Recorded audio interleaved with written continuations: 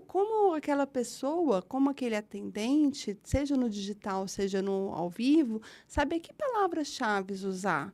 Como você deixar esses argumentos coringas, assim? Como Uhum. você falar de uma forma que você eleve um pico do atendimento, tipo assim, você leve uma emoção, porque tem um Uhum. efeito também pico-fim que a gente estuda nessa área, que são os picos, por exemplo, no cinema muito feito, Uhum. nos filmes, As né, e tudo mais. entonações.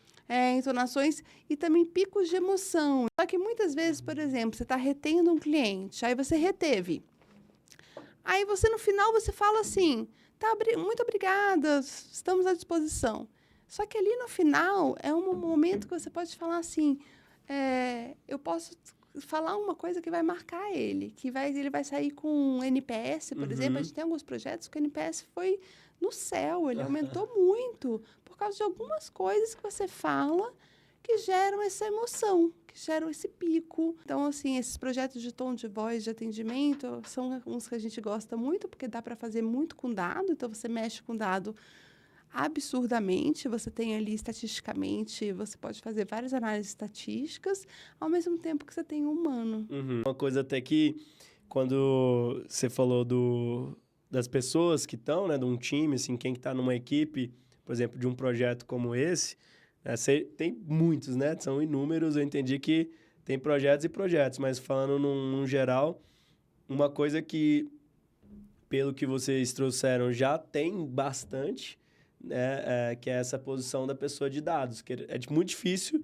eu fazer projetos que não, né, não tenham uma pessoa que é especialista em dados, um cientista de dados, um engenheiro de dados, que hoje está sendo muito trabalhado nas áreas de tecnologia, de inovação, em startups.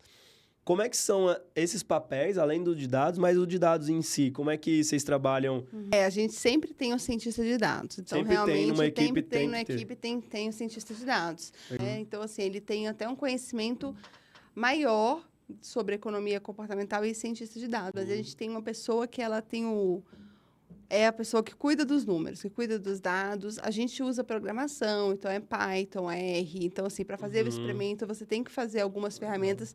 Você pode fazer alguns experimentos mais simples no Excel. A gente tem algumas pessoas, a gente tem até um modelinho, assim, temos um outro consultor nosso, assim, que fez um modelo super legal de como você calcular o experimento no Excel. Mas, assim, em experimentos, projetos maiores, a gente normalmente tem uma pessoa que sabe programar e tudo, tanto para fazer a amostra, os efeitos, a gente vê alguns modelos estatísticos que a gente precisa, porque a gente precisa, por exemplo, naquele experimento da Heineken, saber qual foi o impacto do juramento do motorista.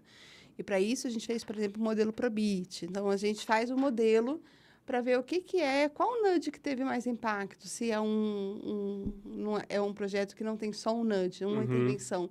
Porque, na verdade, o mundo Tem vários ideal testes, seria a às gente vezes. testar um fator, mas muitas Uhum. vezes é muito caro.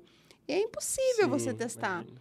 Então, às vezes, você tem que testar mais de um. E aí você vai ter que ver a forma de calcular. Tentar tirar esse dado. É. Às vezes, o que você está falando coloca, às vezes, dois nudges, sendo que, teoricamente, deveria separar esses nudges entre si em testes diferentes, só que é muito caro para fazer em separado. Por isso, faz dentro de um só. E aí, o cientista de dados tem o papel de estratificar, como é que funciona?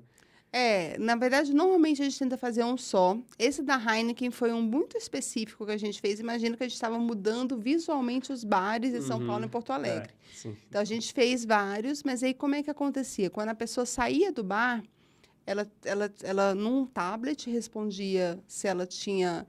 Como é que ela tinha chegado ali? Umas perguntas bem despistando, assim, você bebeu coca, água, o que você bebeu? Uhum. Era bem despistado, assim. E aí, no final, a gente perguntava, quais nudes você viu? E aí, esse Perguntava pra parâmetro ela, para ela, o falar. que você viu Tá. no bar? Na verdade, tinha as fotos. E ela ia clicando, eu vi esse, eu vi esse, eu vi esse. E aí, a gente conseguiu usar um pouco como parâmetro.